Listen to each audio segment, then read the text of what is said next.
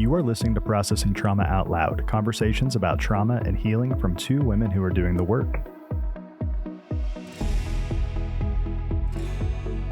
Hey everyone, it's Kandace and Sher with Processing Trauma Out Loud. Sher, it's so good to be with you today. We were just talking about how we haven't really got to see each other much lately, and I just want to say it's so good to be with you. I agree. Great to be back and great conversation as we were just getting ready to do some recording here today. Yeah, our last two episodes, we talked about boundaries, and we're going to further the conversation today and talking about how sometimes boundaries can feel negative, or we're looking at those insecure attachment styles and we just got to set those boundaries. But what if boundaries didn't have to feel so heavy and really just became this beautiful place of mutual understanding of what does it mean to be in a relationship where there's mutuality? What does that look like with boundaries? Because there's different types of relationships. We kind of want to talk more about relationships where there's just a mutuality of shared friendship.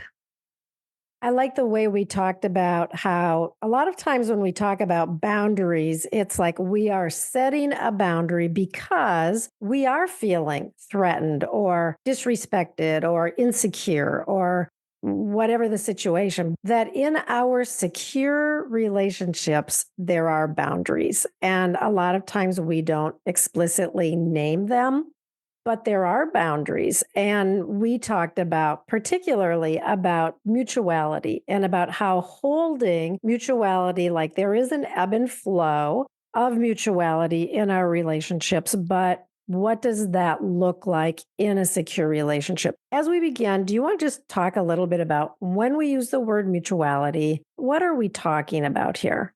When I think of mutuality, I think of kind of shared desires, shared goals, shared understandings of what is it that will help our relationship stay intact or stay safe or stay supportive. I mentioned to you that I have relationships that are more like someone mentoring me or paying my coach. Okay. There's a mutual respect, but that respect is around that I'll just say my coach, she doesn't come to me looking for my care. There's a boundary around that, in that the relationship is such that I'm going to her to actually be able to receive care, which you and I both know there's so much healing in that if we've had stories where we're always the one that's offering the care. In fact, both of our coaches wouldn't let us care for them, especially in the earlier days. Now, within groups, it's a little different. But then we have relationships where we're the coach or we're the mentor. We don't go in those relationships to get care from the person that's coming to us in those relationships. There's a boundary there because we also know that part of their healing is to just be able to receive good care. But what we want to talk about today is the mutuality more of friendships or partnership, marriages, whatever. But there's this mutual understanding that I have needs and desires that I would love to be able to let you know for you to meet. And I want to hear what those are for you so I can meet. And then we, like you said, we don't always explicitly name. I think we can more over time as we kind of get a sense of what we need or don't want or like. And then we begin working it out, sometimes through rupture and repair. Yes, which we also named as that's really another boundary in a sense that both you and I are pretty clear on that. If we're in a relationship where there is rupture and no movement toward repair, that's a relationship that isn't going to work for us. And so rupture and repair, commitment to rupture and repair is such an important aspect of mutuality. And I think I like the way you named that. It's one of the really important determining factors of mutuality is, am I able to tell you what I need and have some level of hope and expectation that you will move toward me? Am I able to hear what you need and move toward you? And I was just this morning, we were just talking about, I was pretty dysregulated by something that happened this morning, and I wanted to share it with you, but I wasn't sure that I could communicate it clearly. And I used the words, I want you to get it, but I'm not sure if I can communicate it clearly enough for you to get it. And it was like, I had such a desire for your care. Like, I wanted you to understand where I was because I wanted you to join me there. And then you did. Like, we talked and we clarified, and there was beautiful care that you offered me. And then as we talked a little bit further, you began to share something that was something that you needed care on. And I was able to move toward you. And this is an ebb and flow that is a hallmark of our relationship that I just love. I know that I can come to you pretty much any time and say, I have a need. Do you have some time that you can listen and hear and help me sort out something that's going on in my life? And vice versa. We are able to hold that kind of space for each other. And there's a mutuality that we share in our relationship that, I haven't experienced it a lot throughout my life. I have had some experiences, but I feel like what we have is we have achieved that level. I'll say that word, like, we have earned secure attachment in our relationship. This mutuality is a huge aspect. In addition to mutuality, there's a respect and an honor that as we move more into that in our relationships, there is this value of the relationship grows stronger and stronger because there's the trust that's built. And that's been a beautiful thing, Cher, for our friendship. Today we care for one another, but there might be a time that you call me and it's not like we like, oh, now it's my turn. We have learned how to hold space. And, I gave this example to you, like, okay, so if you went into the ICU or I went into the ICU, literally, you would not have any expectations or demands that I was meeting you in mutuality in any way. But I have no doubt, Cher, you would be there to care for me in the best way that you care, which is extravagant, and vice versa. Yeah. So this isn't about rules and regulations and putting people in boxes, but it is about having the conversations about desires and needs. And that's why it's so important in these relationships of mutuality that we know story, because I know your stories. And you know my stories in the particularities, not just an overview, but the particularities of the ways that we have been hurt, the ways that we've harmed, and the way that we have hurt other people. We can slow down and I can like, oh, I think I'm seeing Cher's little girl here. Or, oh shoot, here comes Kandace's teenage girl. Yeah. Yeah. What does that feel like to you when you consider just the time that it has taken? Yeah. Well, and I will say we have worked hard for mutuality. It took time for me to understand, what do you want? What do your needs look like? What would you like from me? And also, it's taken me time to communicate that to you. And we're still in process, right? We always will be redefining that to some degree. But I think that we have spent a lot of time, and knowing that we both have complex PTSD and a lot of childhood trauma, we do hold a particular kind of space for one another that I don't share that with all of my friends. I have Right. some friends where we have that, but not with all. And in those relationships, there's mutuality too. It's just different than what I share with you. But I know for you and I, we have that sense of belief that each other cares for the things that I know that you care for what I care for. And so when I'm struggling with something that where we've used these words before with each other, I just felt like you missed me. So like there may have been times when I kind of vaguely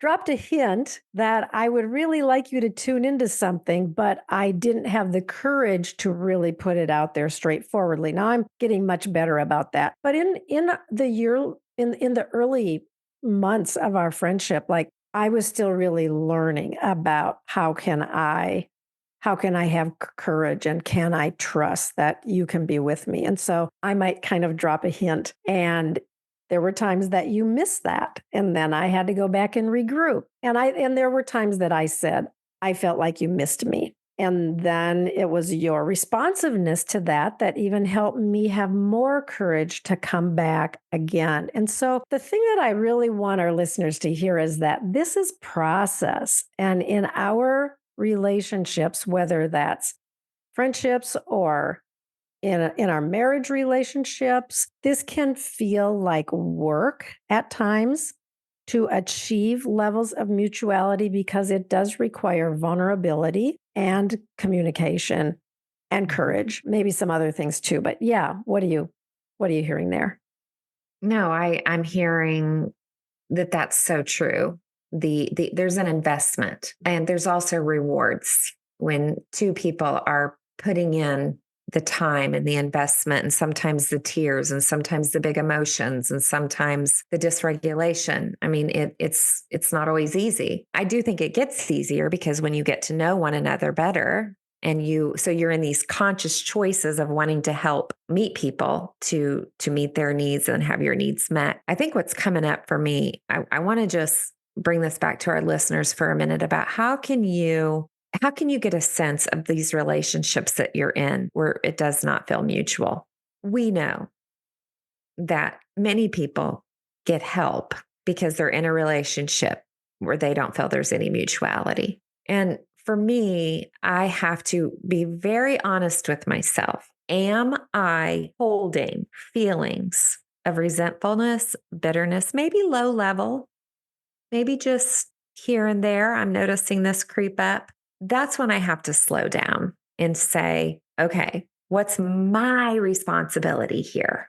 Like, what's my responsibility to look at my own boundaries? And am I showing up and finding the words to ask for what I need or the space I need, whatever it is? It can be so many things. But if you're in that, gosh, I just feel like this could just open up so much right now. So I want to be very aware. All good relationships can even have a little bit of that. But if you're living in that continually, I want this to be an invitation to get some real care around it. I don't want to sound cheesy here, but life is going to keep passing us by whether we do the work or not. Mm, yeah. And that we have a lot of control over the quality of our relationships, but it requires courage. It requires courage to set a boundary or ask for what we need. And then it often requires a lot of courage to enforce a boundary. Because often, once we set a boundary, the other person is going to test it, whether consciously or subconsciously. So, what happens when the boundary is crossed? Like, then it takes courage to confront that and say, hey, you know my boundary and you have just crossed it. And then sometimes it also requires a lot of courage to implement consequences if a boundary is completely disrespected. Yeah. And there's pain there, but I mean, this is an important thing in this concept of life is passing us by. What do we want the quality of our relationships to be when we know that good relationships is one of the most satisfying things in our entire lives? So this is a really important thing to be talking about. I like that you're talking about the courage piece because there's always the question is, what are you fearing to be able to show up consciously? This is why I think it usually always takes someone else to help us say, well, what is it that you need? What is it that you desire? What's not working for you? We usually come into it with confusion. And so as we get more clarity and we can show up and have the language and the understanding with such kindness towards ourselves and actually kindness towards the other person too, we do risk the other person not wanting either making us pay in some way Yeah. for using our voice, Yeah. calling us selfish, whatever it would be, or for them to just disconnect. And then we have other choices we have to make.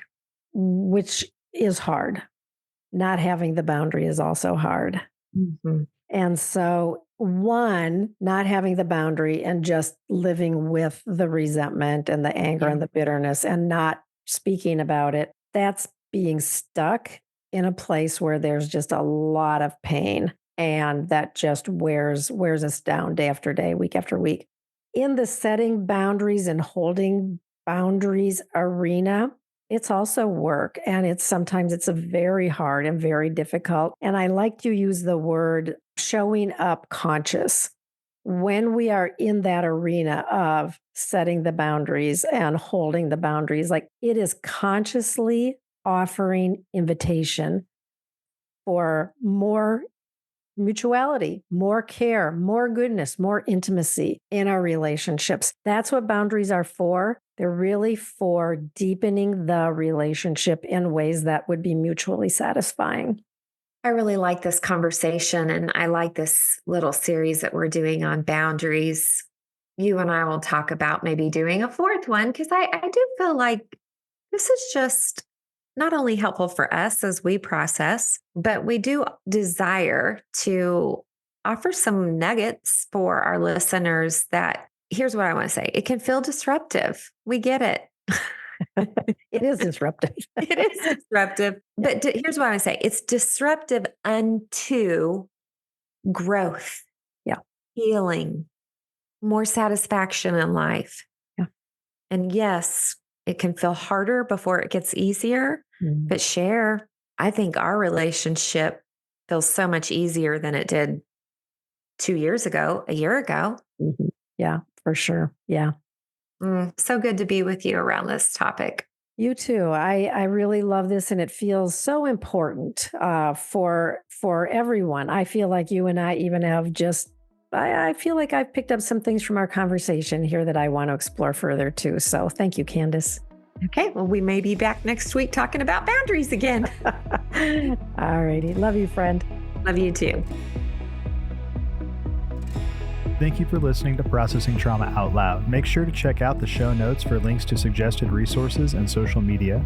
Like, subscribe, and follow to keep up with our weekly content. And if you don't mind, take a moment to rate and review us. Your feedback is extremely valuable and contributes to the success of this podcast. One last thing.